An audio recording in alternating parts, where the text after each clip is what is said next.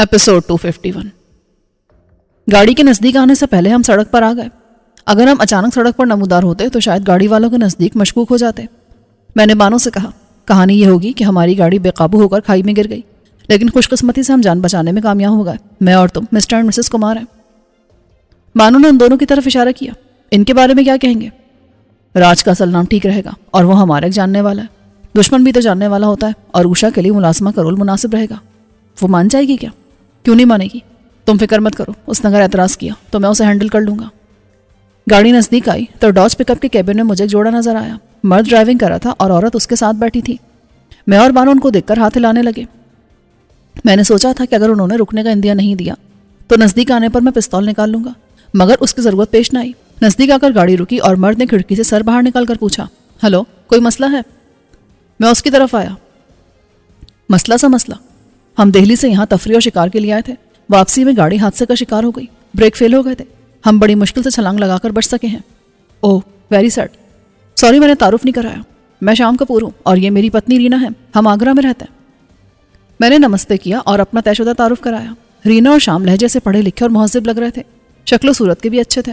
रीना नीचे उतर आई। उस पर शाम ने उसे घूरा, लेकिन कहा कुछ नहीं और मुझसे पूछा, मिस्टर विजय कुमार, मैं तुम्हारी क्या सहायता कर सकता हूँ? हमें आगे किसी माकूल जगह तक लिफ्ट दरकार है जहां हम कुछ सामान खरीद सकें और आगे के लिए ट्रांसपोर्ट हासिल करें। हादसे में हमारा सारा सामान बर्बाद हो गया है। उन्होंने हमारी कहानी मान ली और शाम मदद पर भी आमादा हो गया था, लेकिन जब हमारी कहानी में राज और उषा का इजाफा हुआ तो अचानक ही शाम के तासुरात बदल गए। उसने जल्दी से कहा, एक मिनट मिस्टर कुमार, मैं सॉरी कर रहा हूँ। मैं समझा कि आप दो लोग हैं, लेकिन आप चार हैं, इसलिए आप किसी और से लिफ्ट हासिल कर लें। इससे कोई फर्क नहीं पड़ता। आपकी पिकअप खासी बड़ी है और पीछे लगे घर में तो पूरा कबीला आ सकता है। नहीं, मैं एक बार फिर सॉरी करता हूँ, मैंने खुश अखलाक़ी से कहा। इससे कोई फर्क नहीं पड़ता। हम आपके साथ जाने का फैसला कर चुके हैं। तुम बदमाशी कर रहे हो। शाम का लहजा बदल गया। हमें निहत्ता और आम आदमी समझ रहे हो? ये कहते हुए उसने पिस्तौल निकाला और दरवाज़ा खोलकर नीचे उतर आया, लेकिन उसी लम्हे बानो की आवाज़ आई, शाम जी, कोई हिमाकत मत करना वरना विधवा हो जाओगे। बानो के हाथ में शॉटगन और उसका रुख अपनी पत्नी की तरफ देखकर शाम दंग रह गया, और जब मैंने उसके हाथ से पिस्तौल लिया तो उसने कतई मज़ाहमत ना की। मैंने बानो से कहा, विधवा औरत होती है, अगर शाम जी को हिमाकत करते तो रीना विधवा हो जाती। बानो ने गलती तस्लीम की। अगर औरत मर जाए तो हिंदी में उसके शौहर को क्या कहते हैं? मेरा ख्याल है असल में मर्द को खुशकिस्मती कहते हैं। मैंने शाम की तलाशी ली। वो दोनों परेशान लग रहे थे। आप कौन लोग हैं? रीना ने हिम्मत की, हम वही हैं जो आपको बताया था, लेकिन खातून, आपके शौहर वो नज़र नहीं आ रहे जो दिखाई देते हैं। प्लीज़, इनकी तरफ से मैं माफ़ी मांगती हूँ। ये जल्दी गुस्से में आ जाते हैं। आपको माफ़ी मांगने की ज़रूरत नहीं है। माफ़ी हम मांगेंगे जब आपसे रुखसत होंगे। शाम अजीब सी नज़रों से मेरी तरफ देख रहा था। वो चौंका। क्या मतलब? मतलब है कि हम तुम्हारे साथ चल रहे हैं। ज़बरदस्ती? तुम जो जी चाहे समझ लो। अगर तुमने समझदारी से काम लिया तो तुम्हें कोई नुकसान नहीं होगा, वरना अगर तुम चाहो तो हम इस राइड का मुआवजा भी अदा करेंगे। बानो ने देखा कि सूरत हाल मेरे काबू में है तो वो उषा और राजकुंवर को लेने चलेगी। बानो ने राइफल और शॉटगन मुझे थमाई और फिर वो तीनों बराह रास्त सफरी ट्रॉलर में चले गए। मैंने रीना से कहा, देवी जी, आप ट्रॉलर में जाएं, मैं आपके पति के साथ बैठूंगा। इनके साथ क्यों? इनका गुस्सा बेकाबू है, उसे काबू में रखने के लिए। मैंने शाम की तरफ देखा तो वो होंठ काट रहा था। यकीनन खुद पर काबू पाने में उसे खासी दुश्वारी पेश आ रही थी। रीना ने उसे देखा, आंखों आंखों में सब्र की तलकीन की और चुपचाप ट्रेलर की तरफ चली गई। उसके जाते ही शाम ने कहा, तुम अच्छा नहीं कर रहे हो। मुझे पता है, अगर तुम्हारी गाड़ी किसी खाई में गिर गई है तो तुम जबरदस्ती दूसरों से लिफ्ट लेते फिरो। इसमें मजबूरी कहाँ से आ गई? मजबूरी है कि रात करीब है, हमारे पास न खाने को है ना पीने को। हमारा जानने वाला जख्मी है और मदद के मुस्तहक है। तुमने खुद इनकार किया और फिर पिस्तौल निकाल लिया। तुमने खुद हमें मजबूर किया कि तुम्हारे साथ जबरदस्ती वाला सलूक करें। अब अंदर बैठो।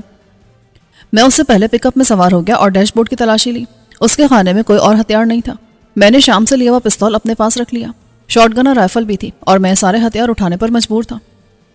बानो के पास बरीटा था और वही काफ़ी था। वहाँ राज मौजूद था और मैं नहीं चाहता था कि उसे इत्तेफाक से हथियार हासिल करने का मौका मिले। वो बानो से आसानी से पिस्तौल नहीं छीन सकता था। राज ने गाड़ी स्टार्ट करके आगे बढ़ा दी।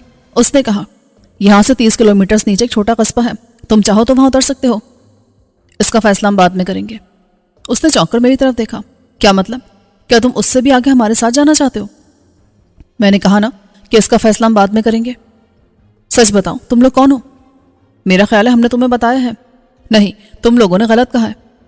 तुम इस चक्कर में मत पड़ो कि हम कौन हैं। अपनी तवज्जो इस पर मरकूज रखो कि तुम्हें अपनी प्यारी सी पत्नी जिंदा सलामत चाहिए, और इसके लिए बहुत ज़रूरी है कि तुम हमसे ताउन करते रहो। मैं सिर्फ इतना इत्मीनान दिला सकता हूँ कि हमसे तुम्हारी जान, माल और इज्जत को कोई खतरा नहीं है। اچانک ڈیش بورڈ کے سامنے والے حصے میں نصب ریڈیو کھڑکھڑایا اور اس سے بانو کی آواز آئی، یہ میں ہوں، یہاں کھانے پینے کو سب کچھ ہے، میں بہت مزے کا دال چاول کھا رہی ہوں، آپ کیا کھائیں گے؟ شام نے ریڈیو کا ایک بٹن دبایا اور بولا، تم بات کر سکتے ہو، جو بھی کھانے کو ہو، میں اس وقت پورا کچن کھا سکتا ہوں، برتنوں سمیت۔ بانو ہنس پڑی، تو بس 10 منٹ رکیں، میں کھا لوں تو آپ پیچھے آ جائیے گا۔ یہ شام جی کچھ فرنٹ ہو رہے ہیں اور ممکن ہے تنہائی پا کر بہک جائیں، ان کا کیا کرنا ہے؟ میں دیکھ لوں گی اسے۔ بانو نے کہا تو میں نے بٹن آف کر دیا۔ تم نے اچھا سسٹم نصب کیا ہوا ہے، کیا یہ صرف اسی گاڑی کی حد تک کام کرتا ہے؟ میں الیکٹریکل انجینئر ہوں، میں نے FM ریڈیو کے ساتھ ایک مائک نصب کر دیا ہے، ایسا ہی ایک ریڈیو ٹرالر میں لگا ہوا ہے، اکثر رینا ٹرالر میں ہوتی ہے اور اس سے رابطہ کرنا ہو تو اس سے بات کر لیتی ہے۔ میں نے اس کی بات پر غور کیا۔ اکثر؟ کیا تم لوگ سفر میں رہتے ہو؟ نہیں۔ وہ دھیان سے ایک موڑ کاٹتے ہوئے بولا، اس پہاڑی علاقے میں وہ رفتار کو 20 کلومیٹر فی گھنٹہ سے اوپر نہیں لے جا رہا تھا۔ گرمیوں کے چند مہینے ہم اس علاقے میں گزارتے ہیں، یہاں دولت مندوں نے گھر بنا رکھے ہیں، میرا کئی افراد سے کانٹریکٹ ہے، میں گرمیوں میں آ کر ان کے گھروں میں الیکٹرانکس کی چیزیں اور سیکیورٹی کی مینٹیننس کرتا ہوں، ہماری تفریح بھی ہو جاتی ہے اور کچھ آمدنی بھی مل جاتی ہے۔ جاب تم شہر میں کرتے ہو؟ نہیں، وہاں بھی میرا اپنا بزنس ہے، ایک چھوٹی سی فرم ہے، اس لیے تو 2-3 مہینے کے لیے یہاں آ سکتا ہوں، ورنہ جاب کرنے والا کیسے نکل سکتا ہے؟ اس نے اچھا سسٹم کیا ہوا تھا، یہ ایسے علاقے میں زیادہ کام آتا جہاں موبائل سگنل نہ ہو۔ 10 منٹ بعد بانو نے ریڈیو پر گاڑی روکنے کو کہا۔ شام نے گاڑی روکی، بانو اتر آئی اور اس نے میری سیٹ سنبھال لی۔ میں نے روانہ ہونے سے پہلے شام کو خبردار کیا، کوئی الٹا سیدھا خیال دل میں مت لانا ورنہ یہ تمہیں سیدھا کر دے گی۔ آپ فکر نہ کریں۔ بانو نے اپنا پستول نکال کر اس کا معائنہ کیا اور پھر اسے ہاتھ میں رکھا۔ میں ٹرالر میں آیا، یہ اچھا خاصا بڑا اور پرتعیش قسم کا ٹرالر تھا۔ ایک طرف بیڈ روم تھا جو عقبی حصے میں تھا، درمیان میں کچن اور مختصر سا واش روم تھا، دوسری طرف لانچ تھا، یہاں چھوٹے صوفے اور ایک عدد LCD ٹی وی بھی لگا تھا۔ راج اور اوشا لانچ والے حصے میں تھے، رینا کچن میں مصروف تھی، اس نے دال چاول بنائے تھے، ساتھ میں آلو کی بھجیا اور اچار بھی تھا۔ میں نے سکون کا سانس لیا، ورنہ میں سوچ رہا تھا کہ وہ ہندو تھے اور اگر ایسی کوئی چیز ہوئی جس میں گوشت ہو اور میں نے کھانے سے انکار کیا تو وہ سمجھ جاتے۔ سفر میں دال چاول ہی سب سے آسان اور بہترین خوراک ہوتے ہیں۔ اس نے ایک بڑی ٹرے میں سب سجا کر میرے سامنے رکھا اور خوفزدہ نظروں سے اسلحے کی طرف دیکھا۔ میں نے کھانے کا آغاز کیا اور راج کی طرف دیکھا۔ اب تم آرام سے ہو؟ ہاں، لیکن ابھی ہم خطرے میں ہیں، اس نے دھیمے لہجے میں کہا۔ وہ کیسے؟ اس علاقے سے باہر جانے والی یہ واحد سڑک ہے اور اس پر وہ لوگ موجود ہوں گے۔ یو مین بڑے کنور کے گرگے؟ اس نے سپاٹ نظروں سے میری طرف دیکھا۔ میرا خیال ہے وہ منشی اور رامن کے آدمی ہیں، تمہاری طرح میرا بھی یہی وچار ہے کہ بڑا کنور بے بس ہو گیا ہے، یہ لوگ اسے اپنے مقصد کے لیے استعمال کر رہے ہیں۔ یہ بات میں سمجھنے سے قاصر ہوں، منشی محرم راز اور تم لوگوں کے بہت نزدیک سے ہی، لیکن ہے تو ایک ملازم، وہ اسے سازش کیسے کر سکتا ہے؟ وہ کر سکتا ہے۔ راج نے بے چینی سے پہلو بدلا۔ تم نہیں جانتے، منشی صرف ہمارا ملازم نہیں، وہ کنور خاندان کا ایک حصہ ہے۔ میں حیران ہوا، وہ بھی کنور ہے؟ ہاں، رشتے میں وہ ہمارا چچا لگتا ہے۔ میں اس کی بات پر غور کر رہا تھا، یہ نیا انکشاف تھا، اس کا مطلب تھا وہ جاگیر کا مالک بھی بن سکتا تھا۔ جب میں نے راج سے پوچھا تو اس نے تصدیق کی، اگر میں اور بڑے کنور نہ رہیں تو وہ اس جاگیر کا مالک بن سکتا ہے۔ اس صورت میں بھی جبکہ تمہاری ایک بہن موجود ہے؟ ہاں، وہ جاگیر سے پہلے دستبردار ہو چکی ہے۔ اگرچہ اس سے مجھے کوئی فرق نہیں پڑتا تھا کہ یہ جاگیر کس کے پاس جاتی ہے اور کون اس کا مالک بنتا ہے، لیکن فی الحال اس سیاست کا مجھ پر سنگین اثر پڑ رہا تھا۔ اگر یہ بات درست تھی تو دونوں کنوروں کے ساتھ میں بھی منشی اور رامن کا نشانہ نمبر 1 تھا، وہ مجھے مارنے کی ہر ممکن کوشش کرتے۔ مجھے بھی خطرے کا احساس ہونے لگا۔ میں نے کھانے سے فارغ ہوتے رینا سے ریڈیو طلب کیا، اس نے مجھے پرانے موبائل کے سائز کا ریڈیو لا کر دیا اور اس کے فنکشن سمجھائے۔ میں نے کال کی اور شام سے کہا، آگے اگر کہیں ناکا نظر آئے تو تم فوراً گاڑی روک لو، ناکے کے پاس نہیں جاؤ گے۔ تم پولیس ناکے کی بات کر رہے ہو؟ وہ پریشان ہو گیا۔ میں ہر قسم کے ناکے کی بات کر رہا ہوں جہاں گاڑیوں کو روک کر چیک کیا جا رہا ہوں۔ بانو، تم نظر رکھنا۔ اوکے، بانو نے جواب دیا۔ شام کے 6 بج رہے تھے، سورج پہاڑوں کی طرف جھک چکا تھا، شام کے سائے تیزی سے طویل ہو رہے تھے۔ کچھ دیر میں اندھیرا چھا جاتا اور اس میں سفر کیا تو جا سکتا تھا، لیکن ناکوں پر نظر نہیں رکھی جا سکتی تھی۔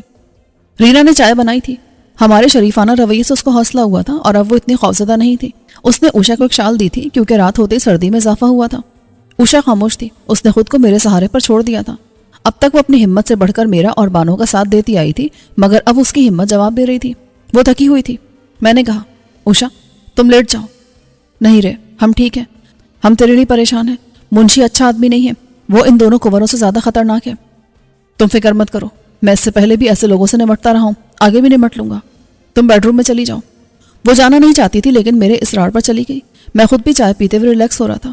ٹرالر میں جہاں جہاں کھڑکیاں تھیں وہاں پردے بھی لگے تھے، اس لیے اندر کا منظر باہر سے نظر آتا اور باہر دیکھنے کے لیے بھی پردہ سرکانا پڑتا تھا۔ میں نے लाउंज کا सामने वाला पर्दा सरकाया तो पिकअप के ऊपर से आगे का मंजर दिखाई देने लगा। ट्रॉलर में हम बुलंदी पर थे इसलिए ज़्यादा बेहतर देख सकते थे।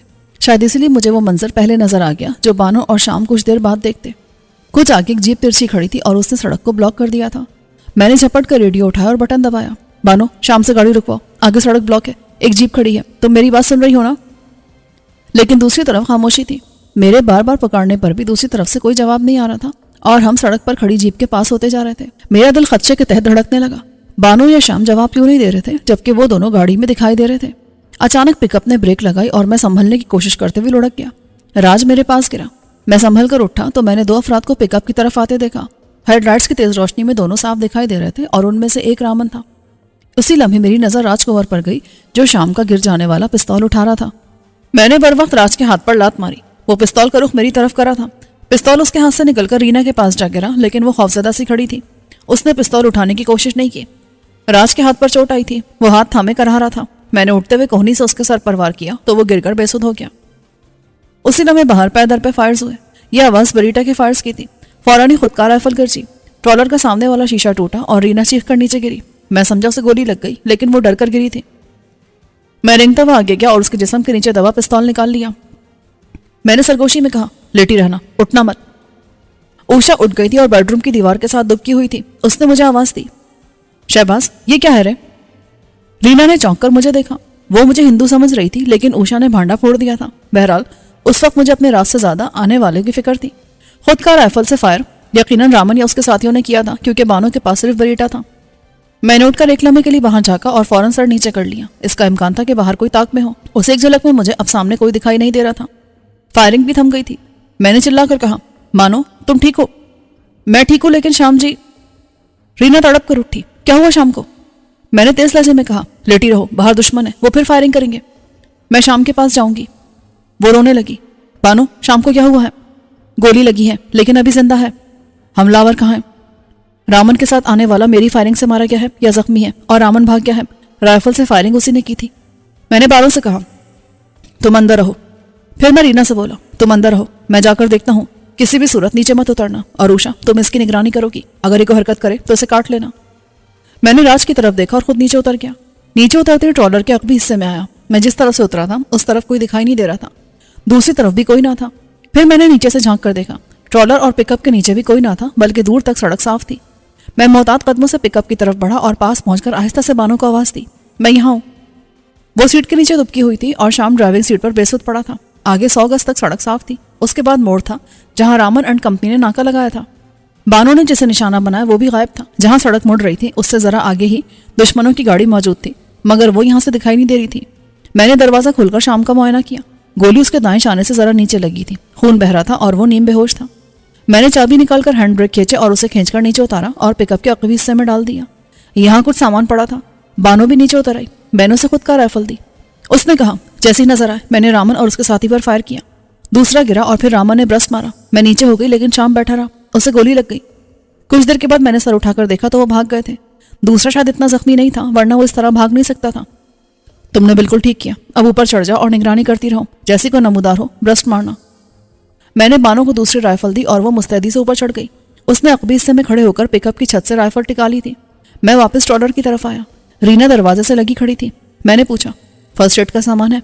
हाँ। शाम तो ठीक है ना? उसे गोली लगी है, खून रोकना है।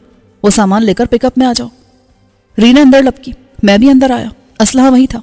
वो समेटा, फिर राज को होश में लाने के लिए उसके मुंह पर पानी डाला। वो झुंझुरी लेकर होश में आ गया। मुझे देखकर वो घबरा कर बोला, मैं पिस्तौल तुम्हारे लिए नहीं उठा रहा था। तावील पेश करने की जरूरत नहीं है। चलो, तुम्हारे साबिक नमकखार आ गए हैं। रामन, वो बहुत खतरनाक आदमी है। उसका चेहरा सुध गया। जाहिर है तुमसे ज्यादा बेहतर कौन जानता होगा। रीना फर्स्ट एड किट उठा लाई थी। रीना, मुझे एक बैग चाहिए। वो बहुत खतरनाक आदमी पहले भारतीय स्पेशल फोर्स में था। राज बदस्तूर घबराया हुआ था। ब्लैक कैट कमांडोज में था। फिर कुछ अरसा राह में काम किया, लेकिन किसी चक्कर में निकाल दिया गया। फिर वो तुम्हारे पास आ गया। मैंने रीना के दिए बैग में असलहा भरते हुए कहा, अब उठो, हमें यहां से निकलना है। रीना पहले ही जा चुकी थी और पिकअप में पड़े शाम का जख्म देखकर रोते हुए उसकी मरहम पट्टी कर रही थी। ट्रॉलर एक हुक की मदद से पिकअप से मुंसलिक था। उसे खोलकर फौलादी पट्टी को जरा ऊपर उठाकर दोनों को अलग किया जा सकता था। मैंने राज से कहा, मैं ये रॉड उठाऊंगा, तुम हैंड ब्रेक रिलीज करोगे। जैसे ही मैं कहूं फौरन दोबारा ब्रेक लगा दोगे। رامن اینڈ کمپنی نے دوبارہ مداخلت نہیں کی. بانو کی کارروائی نے انہیں پسپا ہونے پر مجبور کر دیا تھا. لیکن سوال یہ تھا کہ انہوں نے دوبارہ حملہ کیوں نہیں کیا. راج نے میری ہدایت پر عمل کیا اور پک اپ ٹرالر سے الگ ہو گئی. راڈ الگ کرنے سے پہلے میں نے ٹرالر کے اگلے دونوں ٹائروں کے آگے پتھر رکھ دیے تھے, ورنہ آزاد ہوتے ہی وہ بھی چل پڑتا. پک اپ کے آزاد ہوتے ہی میں نے اوشا اور راج کو عقبی حصے میں سوار ہونے کو کہا. راج تم پیچھے ہو گئے, لیکن فرار کا خیال مت لانا. تمہاری بہتری اسی میں ہے کہ ہمارے ساتھ رہو, ورنہ بڑے کوور سمیت اب یہاں صرف تمہارے خون کے پیاسے ہیں. میں سمجھتا ہوں, اس نے سپاٹ لہجے میں کہا اور اچک کر پک اپ میں سوار ہو گیا. اوشا سردی سے بچنے کے لیے شال اوڑے ہوئے تھی. میں اور بانو پک اپ میں آئے. ڈرائیونگ سیٹ میں نے سنبھال لی تھی. میں نے اسے خبردار کیا, بانو ہم اب تک کی جدوجہد کے سب سے خطرناک مرحلے میں داخل ہونے والے ہیں. موڑ کے بعد رامن اینڈ کمپنی گھات لگا بیٹھی ہوگی. وہ ہمیں مارنے کی ہر ممکن کوشش کریں گے. یوں سمجھ لو ہمیں آگ کے دریا سے گزر کر پار جانا ہے. تب ہمارا اس طرف جانا ضروری نہیں ہے. وہ بولی. میں سوچ میں پڑ گیا. دشمن سامنے گھات لگائے بیٹھا تھا تو ضروری نہیں تھا کہ ہم اسی طرف سے جاتے. ہم واپس جا کر کوئی اور راستہ بھی تلاش کر سکتے تھے. رامن کے ساتھ ایک آدمی تھا, لیکن اس کا امکان تھا کہ اس کے ساتھ پورا ٹولہ ہوگا, اور آدھا درجن افراد بھی اگر اس پک اپ پر خودکار ہتھیاروں سے فائرنگ کرتے تو کسی ایک فرد کا بچنا بھی محال نظر آتا. اگر ٹائر برسٹ ہو جاتے تو تیز رفتاری کی کوشش میں پک اپ قابو سے باہر ہو جاتی, اور سڑک کے ایک طرف نہایت گہری کھائی تھی, اس میں گر کر کسی کا سلامت رہنا بھی معجزے سے کم نہ ہوتا. آگے جانا خطرے سے خالی نہیں تھا. موڑ تقریباً 100 گز کے فاصلے پر تھا. دشمن یقیناً ہماری نگرانی کر رہا تھا, اور اگر ہم اس طرف جاتے تو وہ ہمارے استقبال کو تیار ہوتا. ذرا غور و فکر کے بعد میں نے تسلیم کیا کہ ان حالات میں بانو کا مشورہ بہترین تھا. ایک بار ہم دشمن کی پہنچ سے نکل جاتے تو فیصلہ ہو سکتا تھا کہ اب کہاں کا رخ کریں اور یہاں سے کیسے نکلیں. میں نے عقب والوں سے کہا, ہوشیار رہو اور سر نیچے کر لو, ہم یہاں سے نکلنے والے ہیں. میں نے اللہ کا نام لے کر انجن اسٹارٹ کیا اور پک اپ کا رخ بدلا. فوراً ہی موڑ کی طرف سے گولیوں کی بوچھاڑ آئی. میں اور بانو بھی بے ساختہ جھک گئے. بانو کی طرف والا شیشہ ٹوٹ گیا اور باڈی پر گولیاں ٹناٹن آ کر لگی, لیکن غنیمت رہا کہ کوئی ٹائر نشانہ نہیں بنا. اب میں نے احتیاط بالائے طاق رکھ کر پک اپ موڑنے کی کوشش کی. یہاں سڑک خاصی تنگ تھی اور پک اپ خاصی بڑی تھی, اسے موڑنا آسان نہ تھا. میں چند فٹ آگے لے جاتا اور پھر چند فٹ پیچھے لاتا. اس عمل کے دوران دیوانہ وار اسٹیئرنگ کاٹنے میں مصروف تھا. بانو نے ہمت کی اور رائفل اوپر کر کے موڑ کی طرف ایک برسٹ مارا. اسے تجربہ نہیں تھا, اس لیے برسٹ میں پورا میگزین ہی خالی ہو گیا, لیکن اس کا فائدہ یہ ہوا کہ دشمن جو آگے آ گئے تھے پلٹ کر واپس بھاگے. میں نے اسٹیئرنگ سے لڑتے ہوئے اس کو شاباش دی, لیکن میگزین کا خیال رکھو, ہر بار ایک میگزین خالی کرتی رہی تو جلد ہمارے پاس ایمونیشن ختم ہو جائے گا. سوری, اس نے خفت سے کہا.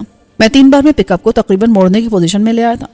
اب میں اسے ایک بار اور آگے پیچھے کرتا تو میں پک اپ کو آگے کرنے جا رہا تھا کہ میری نظر موڑ کی طرف گئی, اور اس اتفاق نے ہمیں بچا لیا. موڑ کی طرف سے شعلہ نمودار ہوا اور ہماری طرف لپکا. میرے ذہن نے لمحے کے 100ویں حصے میں اس خطرے کو بھانپ لیا اور میں نے بے اختیار ایکسیلریٹر دبا دیا. پک اپ ایک جھٹکے سے آگے گئی اور دوسرے لمحے میں بریک لگا چکا تھا, لیکن یہاں چند فٹ کی جگہ تھی.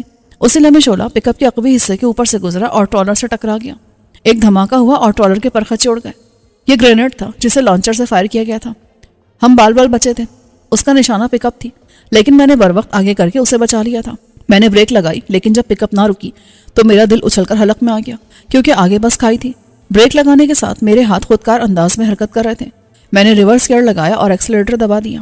ٹائروں کے چیخنے کی آواز گرینیڈ کے دھماکے میں دب گئی. پک اپ آگے گئی.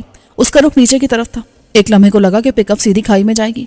میں نے بے ساختہ کلمہ پڑھ لیا, مگر اسی لمحے جیسے پک اپ کو کسی نے پیچھے سے پکڑ کر واپس کھینچ لیا. مجھے یقین ہے اس کے اگلے ٹائر کھائی کے خلا میں جا چکے تھے, اور صرف پچھلے ٹائر انجن کی طاقت سے اسے واپس نہیں کھینچ سکتے تھے. یہ کوئی غیبی ہاتھ تھا جس نے پک اپ کو واپس کیا. پک اپ اتنی قوت سے پیچھے گئی کہ پہاڑی ڈھلان پر چڑھ گئی. اس سے فائدہ یہ ہوا کہ اب مجھے جگہ مل گئی. میں نے اسٹیئرنگ کاٹتے ہوئے پک اپ کو ایک ہی بار میں موڑ لیا, اور یہ جلتے ٹرالر کو تقریباً چھوتی ہوئی آگے گئی تھی. اس جدوجہد کے دوران میری حصے سماعت نے کام کرنا چھوڑ دیا تھا, اور میری ساری جان میرے ہاتھوں اور آنکھوں میں سمٹ آئی تھی. جب ہم ٹرالر کے پاس سے گزرے تب مجھے بانو اور پیچھے موجود خواتین کی ہسٹرائی چیخیں سنائی دی, مگر ان پر توجہ دینے کا وقت نہ تھا. رامن اینڈ کمپنی پیچھے موجود تھی, اور وہ اس بار خطرناک جنگی ہتھیاروں سے حملہ کر رہے تھے. اب سمجھ آئے کہ وہ آگے کیوں نہیں آئے تھے. جیسی تصدیق ہوئی کہ پک اپ اور ٹرالر میں ہم ہیں, وہ واپس گئے اور گھات لگا کر بیٹھ گئے. جیسی ہم حرکت میں آئے انہوں نے حملہ کر دیا. جیسے پک اپ ٹرالر سے آگے نکلی دوسرا گرینیڈ فائر ہوا. میں عقبی آئینے میں دیکھ رہا تھا. شعلہ نظر آتی میں نے پک اپ ٹرالر کی آڑ لے لی, اور شعلہ ہمارے برابر سے ہوتا ہوا کھائی کی طرف چلا گیا. چند لمحے کے بعد ایک زوردار دھماکہ سنائی دیا. میں نے ایکسیلریٹر دبا دیا. پک اپ اچھل کر آگے گئی. 1400 cc طاقتور ڈیزل انجن بہترین حالت میں تھا. چند سیکنڈ میں رفتار 10 سے بڑھ کر 30 میل فی گھنٹے پر پہنچ گئی تھی. رات کے وقت اور اس سڑک پر یہ رفتار زیادہ تھی, لیکن میں پک اپ کنٹرول کر سکتا تھا. خطرہ عقب سے آنے والے تیسرے گرینیڈ سے تھا. یہاں بچنے کی گنجائش کم تھی. بارو نے خود پر قابو پا لیا. اب وہ پیچھے دیکھ رہی تھی. تیسرے گرینیڈ پر اس نے خبردار کیا, شہباز صاحب بچے. میں نے پک اپ لہرائی اور ہم نہ جانے کیسے بچ گئے, کیونکہ گرینیڈ بہت پاس سے گزرا اور 100 گز آگے سڑک پر پھٹا۔ میں نے رفتار کم کی اور سڑک پر نمودار ہونے والے گڑھے سے بچتے ہوئے بمشکل پک اپ آگے نکالی۔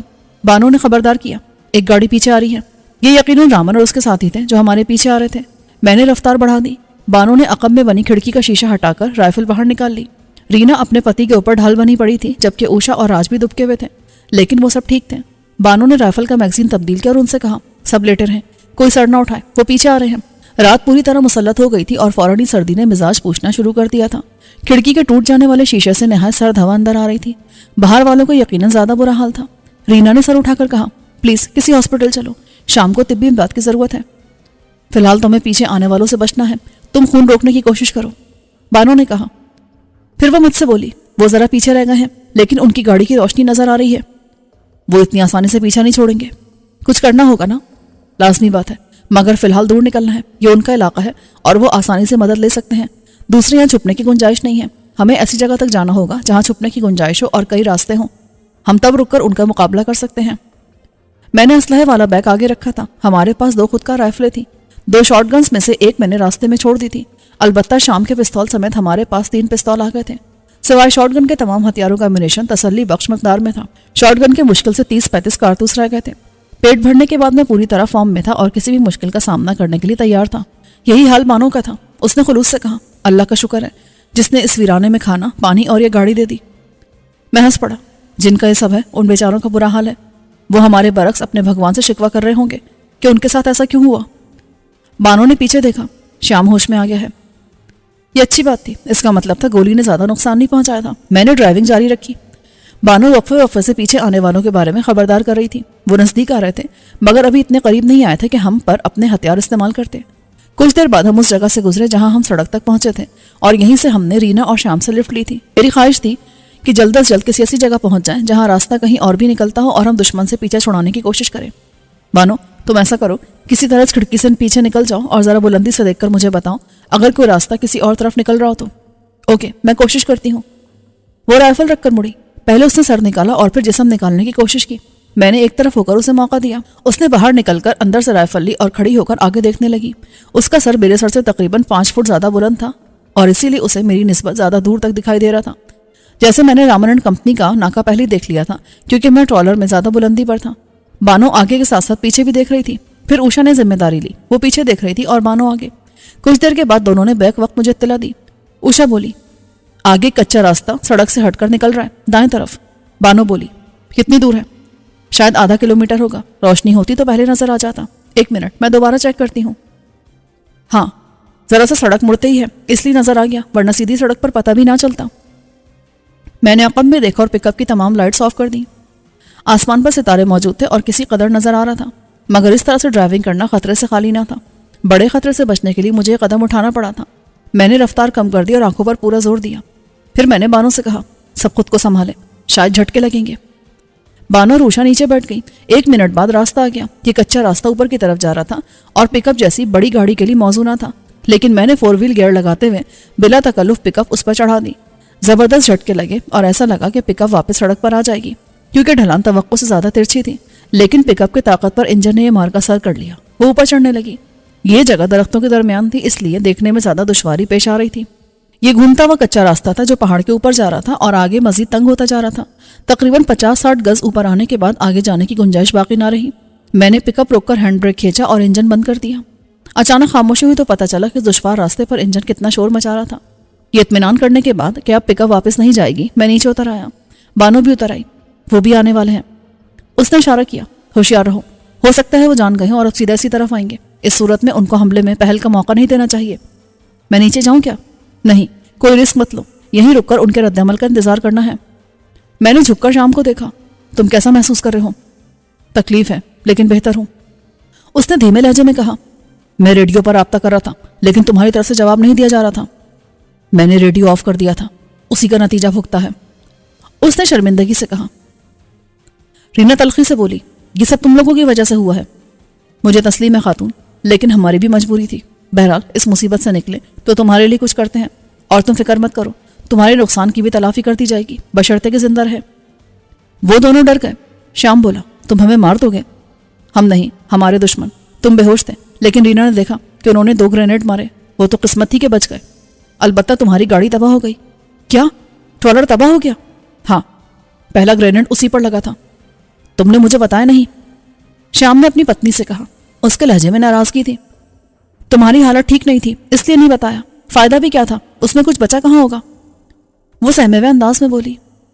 میں ان کی گفتگو سے سمجھنے کی کوشش کر رہا تھا، لیکن اسی اثنا میں سڑک کی طرف سے مشینی انجن کی گونج سنائی دی۔ دشمن آ گئے تھے۔ یقیناً ہماری گاڑی کی لائٹس غائب ہونے سے وہ کنفیوز ہوئے تھے اور اب ذرا سست رفتاری سے چلتے ہوئے ہمیں تلاش کر رہے تھے۔ یہ بڑے سائز کی جیپ تھی۔ چند لمحے بعد وہ اس کچے راستے کے پاس پہنچی۔ ایک لمحے کو اس کی رفتار سست ہوئی اور مجھے لگا کہ وہ رک جائے گی یا پھر اس راستے پر چڑھائے گی، لیکن پھر وہ آگے بڑھ گئی۔ بانو میرے ساتھ ہی سانس روک کے کھڑی تھی۔ ان کے آگے جانے پر اس نے سکون کا سانس لیا۔ شکر ہے دفع ہو گئے۔ راج اتنی دیر سے خاموش تھا۔ وہ پہلی بار بولا، اس طرح چھپنے سے مسئلہ حل نہیں ہوگا۔ وہ جلد جان جائیں گے کہ تم کہیں چھپ گئے ہو اور وہ واپس آئیں گے۔ جب تک وہ واپس آئیں گے ہم یہاں سے جا چکے ہوں گے۔ میں نے کہا اور شام سے پوچھا، تم یہاں اکثر آتے جاتے رہتے ہو، اگر ہم جنوب کی طرف جائیں تو کہاں ہمیں متبادل سڑک ملے گی؟ کیبن میں ایک نقشہ ہے، وہ نکالو۔ اس نے کہا تو میں ڈیش بورڈ کے خانے سے پلاسٹک پر بنا ہوا نقشہ نکال لایا۔ اسے دیکھنے کے لیے ٹارچ بھی وہیں سے ملی۔ شام نے نقشہ پھیلایا۔ میں نے ٹارچ کی روشنی ڈالی۔ یہ دیکھو۔ اس نے ایک مقام پر انگلی رکھی۔ ہم یہاں ہیں، اور اگر جنوب کی طرف جاتے ہیں تو تقریباً 12 کلومیٹرز کے بعد ہمیں متبادل سڑک ملے گی، یہاں۔ اس نے دوسری جگہ انگلی رکھی۔ تب تک ہمیں اسی سڑک پر سفر کرنا ہے۔ میں نے نقشے کا معائنہ کیا۔ 20 کلومیٹرز کے بعد متبادل سڑکوں کی تعداد بڑھ گئی تھی۔ میں نے ایک جگہ انگلی رکھی۔ میرا خیال ہے یہاں انہوں نے ناکا لگایا تھا۔ راج بھی نقشہ دیکھ رہا تھا۔ اس نے تصدیق کی، یہ جگہ اسٹیٹ سے آنے والی سڑک سے کچھ پہلے ہے۔ میرا خیال ہے ناکا ہوگا۔ بانو بولی، وہ اس جگہ کو خالی نہیں چھوڑیں گے۔ تم ٹھیک کہہ رہی ہو، میں نے کہا، لیکن ہمیں نکلنا ہے۔ مجھے یقین ہے اس جانے والی گاڑی میں رامن ہوگا اور وہی ہمارے لیے خطرناک ترین آدمی ہے۔ آگے دوسرے لوگ ہوں گے تو ان سے نمٹا جا سکتا ہے، اس سے پہلے کہ رامن آئے ہمیں واپس جانا ہے۔ سردی کی شدت بڑھ رہی تھی اور اب واضح محسوس ہو رہی تھی۔ رینا اور بانو تو کانپ بھی رہی تھی۔ ہمارا حال بھی اچھا نہ تھا۔ صرف اوشا آرام سے شال میں تھی۔ میں نے پہلے ایک پانی کی مدد سے پک اپ کی اگلی پچھلی بریک لائٹس توڑ دی، کیونکہ ان کو بند کرنا ممکن نہیں تھا۔ صرف ہیڈ لائٹس اور انڈیکیٹنگ لائٹس قابو میں تھی۔ رینا اور شام خاموشی سے ٹرالر کے بعد اپنی جیپ کا حشر نشر ہوتے دیکھ رہے تھے اور غالباً اپنی خیر منا رہے تھے کہ کہیں ان چیزوں کے بعد ان کی باری نہ آ جائے۔ یہ کام کر کے میں نے پک اپ کی ڈرائیونگ سیٹ سنبھالی اور بانو نیچے رہ کر گائیڈ کرنے لگی کہ پک اپ کس طرح اتاری جائے۔ ریورس میں جانا اوپر چڑھنے کی نسبت کہیں مشکل کام ثابت ہوا۔ اگر بانو مدد نہ کر رہی ہوتی تو شاید میں پک اپ کہیں ٹکرا دیتا یا حادثے کا شکار ہو جاتا۔ بڑی مشکل سے میں اسے سڑک پر لانے میں کامیاب رہا۔ نیچے آتے ہوئے میں نے اسے ریورس کر لیا اور اب ہمارا رخ جنوب کی طرف تھا۔ بانو اور اوشا پچھلے حصے میں سوار ہو گئی۔ پک اپ کی لائٹس بند کر کے میں نے اس کا رخ جنوب کی طرف کر دیا۔